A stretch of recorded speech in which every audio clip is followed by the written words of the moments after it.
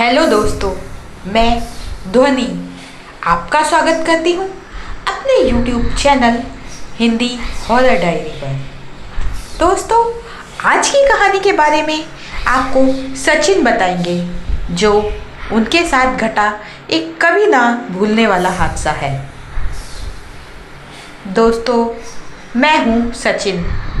आपको पता है, हमारे इंडिया में काफ़ी सारे हॉन्टेड प्लेस और साथ में कुछ हॉन्टेड हाईवे या रोड्स हैं, जिसमें या तो एक्सीडेंट होते हैं या लोग मिसिंग हो जाते हैं।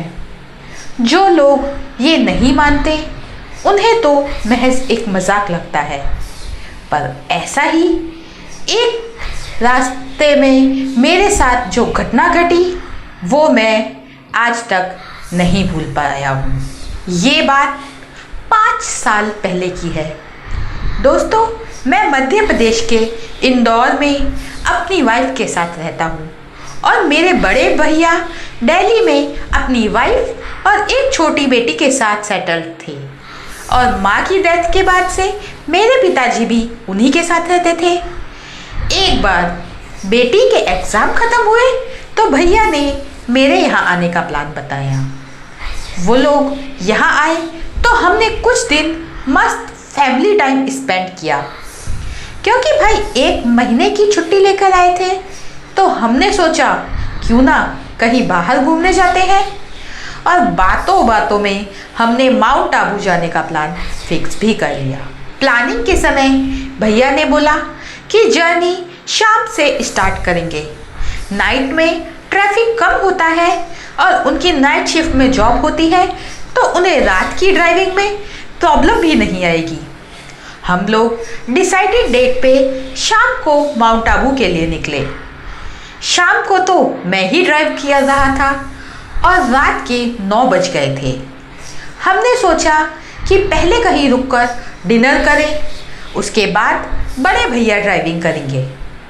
यूँ तो हम एक अच्छे रेस्टोरेंट की तलाश में थे, पर भैया ने कहा आज हम एकदम देसी स्टाइल में ढाबे में खाना खाएंगे। मैंने कहा ठीक है, और कुछ ही किलोमीटर पर एक ढाबा दिखाई दिया जहां काफ़ी चहल पहल थी। मैंने गाड़ी रोकी और वहां खाना ऑर्डर किया। हम सब ने खाना स्टार्ट किया और हम आगे का प्लान बनाने लगे। हमने अपनी लोकेशन चेक करी तो देखा कि अगर हम हाईवे से जाते हैं तो पूरी रात ड्राइव करके भी सुबह माउंट आबू नहीं पहुंच सकते। हम लोग माउंट आबू से सनराइज का नज़ारा देखना चाहते थे। रात के 11 बज चुके थे। इसी बीच पास ही में एक ट्रक ड्राइवर था जो शायद हमारी बातें सुन रहा था। उसने मेरे पास आकर कहा, जी आपको 2-3 घंटे जल्दी पहुंचना हो तो मेरे पास एक सॉल्यूशन है।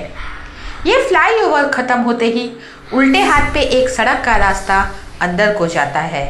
वो रास्ता थोड़ा सुनसान है, पर एकदम शॉर्टकट है। ये सड़क बाहर जाकर इसी रोड से जुड़ जाती है और आपका काफ़ी टाइम बच जाएगा। पर कुछ लोग उस रास्ते को हॉन्टेड कहते हैं। आपको यकीन ना हो तो ढाबे के मालिक से बात करो। बड़े भैया उस ड्राइवर की बात पे हंसने लगे और बोले, ठीक है, हम ढाबे के मालिक से पूछ लेते हैं। भैया तो क्या, मैं भी ये भूत प्रेत, भूतिया, हॉन्टेड ये सब नहीं मानता था।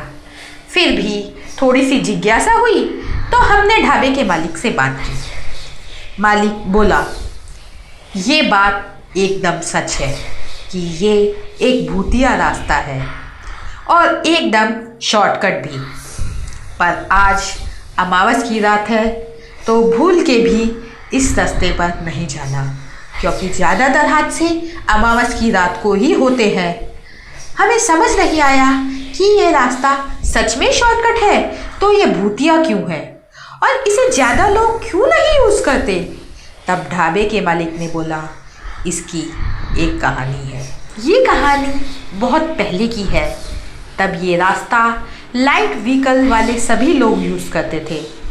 कहते हैं उस समय शायद कोई मजदूर और उसकी पत्नी साइकिल पे इस रास्ते से कहीं जा रहे थे और उनका इस रोड पे एक्सीडेंट हो गया था।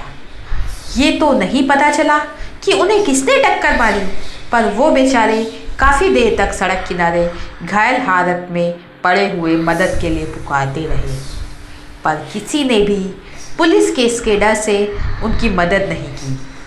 कहते हैं कि मजदूर की पत्नी की वही डेथ हो गई, पर किसी गाड़ी वाले ने जब ये देखा तो उस आदमी को पास के हॉस्पिटल में एडमिट करवा दिया और पुलिस को उस इंसिडेंट और वाइफ की डेथ के बारे में भी इन्फॉर्म किया।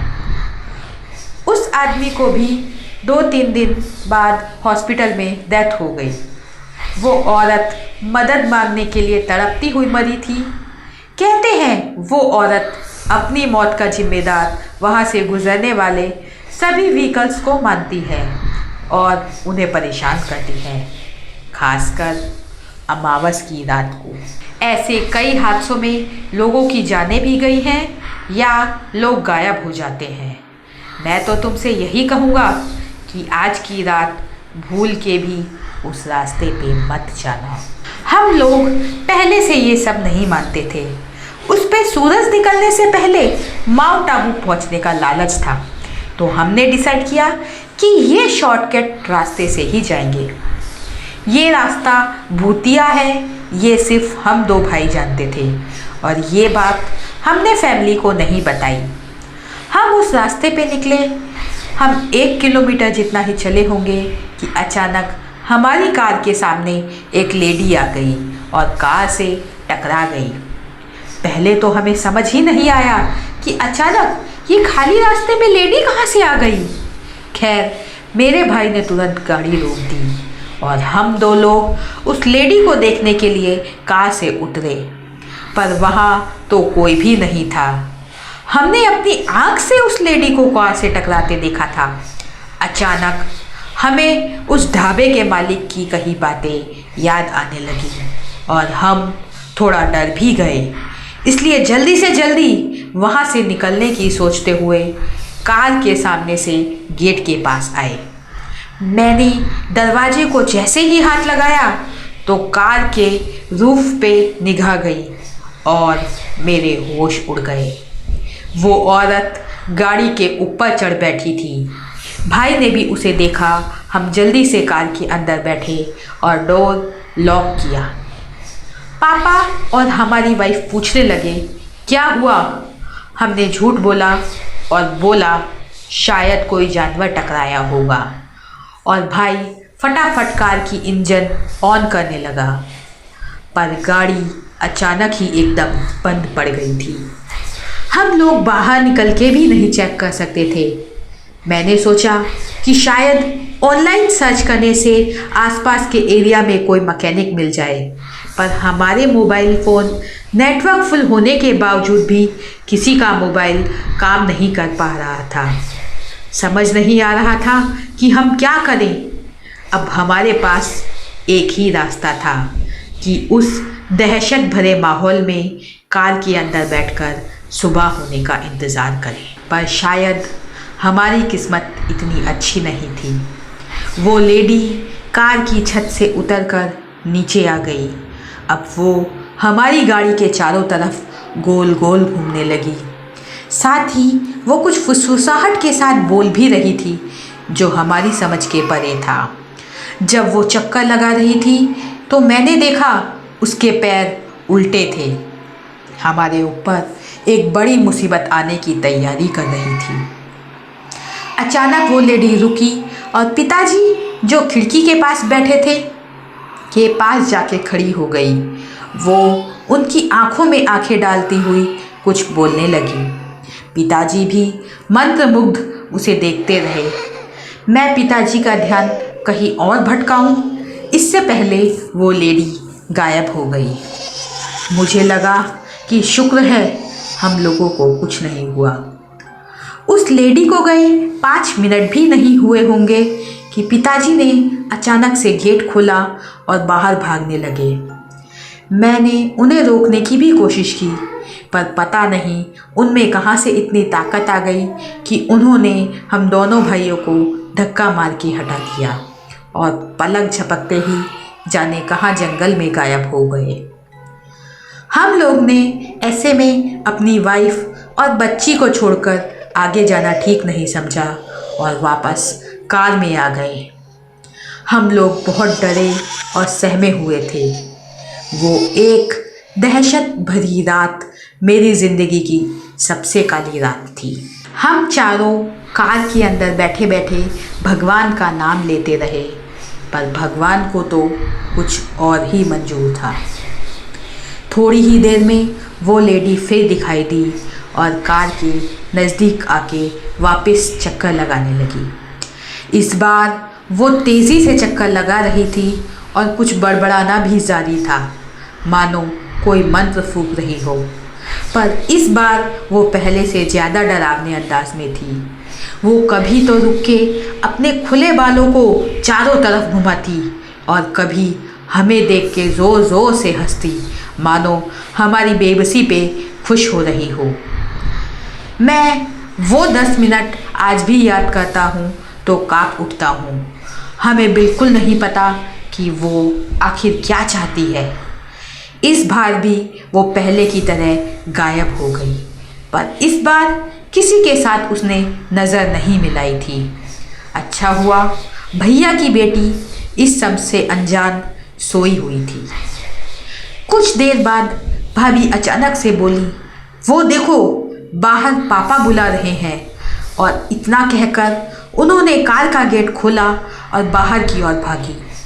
भैया जानते थे कि शायद भाभी पर भी उस लेडी ने जादू किया है, तो वो उन्हें बचाने के लिए पीछे दौड़े, पर दोनों में से कोई भी वापस लौट के नहीं आया।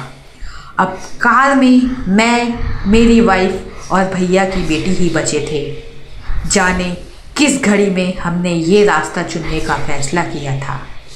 उस अंधेरी रात और जंगल में मैं अपने परिवार को बचाने के लिए कुछ भी ना कर सका।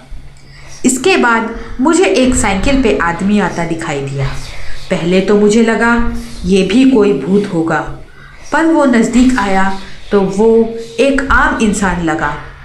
उसने पूछा, क्या हुआ भैया, इस जंगल में यहाँ क्यों रुके हो? मैंने उसे सारी कहानी बता दी। वो बोला, वो लोग तो अब कभी वापस नहीं आएंगे, पर हाँ, तुम्हें अपनी जान बचानी हो तो जल्दी ही यहाँ से निकल जाओ, वरना जिंदा नहीं बचोगे। मैंने उसे कहा, मेरी कार बिगड़ गई है। वो बोला, तो एक बार और कोशिश करो। मैंने बिना मन के यूं ही की घुमाई और गाड़ी भी इस बार स्टार्ट हो गई। वो आदमी वहाँ से चला गया। मेरे लिए ये समय बहुत मुश्किल था। मैं फैसला नहीं कर पा रहा था, यहाँ रुकूं या उस आदमी की बात मानूं। इतने में मेरी नज़र भाई की छोटी बेटी पे पड़ी, जो आराम से सो रही थी। अगर मुझे कुछ हो जाए तो उसे कौन देखेगा? उसके लिए मैंने एक बहुत टफ डिसीज़न लिया और वहाँ से निकल गया। अब तक सुबह के 4 बज गए थे। मैंने पुलिस में भैया, भाभी और पापा की मिसिंग कंप्लेंट कराई। पुलिस ने उस जंगल के कोने कोने छाने, पर कहीं भी वो लोग नहीं मिले। उस जंगल में जंगली जानवर भी नहीं थे, ना ही वो जंगल इतना बड़ा था कि उसमें कोई इंसान गुम हो सकता। मैंने भी खुद आसपास के गांव में जाकर भैया, भाभी, पापा के बारे में पता किया, पर कोई फ़ायदा नहीं हुआ। हाँ, मुझे गांव के लोगों से एक बात पता चली। वो जो साइकिल में आदमी मुझे मिला था, वो उस लेडी का पति था, जिसकी किसी ने मदद करी थी, पर वो हॉस्पिटल में मर गया था। तब से कहते हैं, जहाँ एक तरफ लेडी हेल्प ना करने के लिए हर किसी को शिकार बनाती है, उसका पति मुसीबत में फंसे लोगों की मदद करता है। दोस्तों, एक ही एक्सीडेंट के ये 2 परिणाम मुझे गांव वाले से सुनने को मिले, और मैं उन पे यकीन भी कैसे ना करता। मैं खुद इसका शिकार हो चुका था, और इस बात को आज 5 साल हो चुके हैं। आज भी दरवाजे पे नॉक हो तो मुझे लगता है भैया लौट आए, पर मैं आज भी उनका इंतज़ार करता हूँ। उन लोगों के साथ क्या हुआ, ये एक अनसुलझा रहस्य मेरे दिमाग में ज़िंदगी भर रहेगा। पर भैया की निशानी, उनकी बेटी आज भी मेरे साथ महफूज है। तो दोस्तों, आपको ये कहानी कैसी लगी? अगर आपको ये कहानी अच्छी लगे तो लाइक करें, कमेंट करें, हमारे चैनल को सब्सक्राइब करें और दोस्तों के साथ शेयर करें। और हाँ, अपने एक्सपीरियंस, अपनी कहानी हमें hindihorrordiary@gmail.com पर मेल कीजिए। मैं अब आपसे इजाज़त लेती हूँ। अगले हफ्ते फिर हाजिर होंगी एक नई कहानी के साथ।